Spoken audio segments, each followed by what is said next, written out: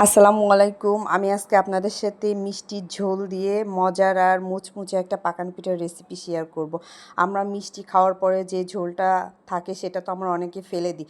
ফেলে না দিয়ে এটা দিয়ে অনেক সুন্দর মজাদার পাকান পিঠা বানানো যায়। তো চলেন, এখানে আমি 2 কাপ পরিমাণের মিষ্টির ঝোল নিয়েছি আর 1 কাপ পরিমাণের চিনি দিয়েছি।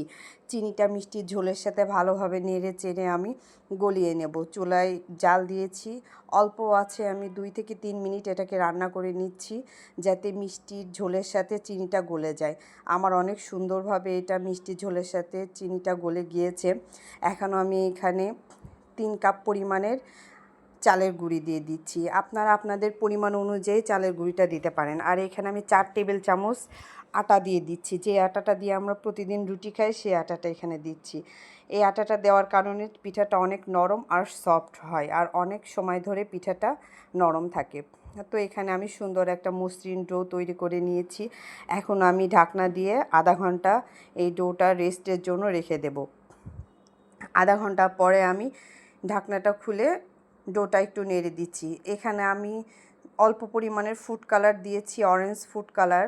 আমার পিঠাটা যাতে সুন্দর একটা কালার আসে সেই জন্য। তো এখানে আমি একটা লোহার কড়াইতে পরিমাণ মতো তেল দিয়েছি। তেলটা গরম হয়ে গেলে আমি পিঠাগুলো ছেড়ে দিচ্ছি। পিঠাটা আমি এপিঠ ওপিঠ ভালোভাবে উল্টিয়ে ভেজে নিয়েছি।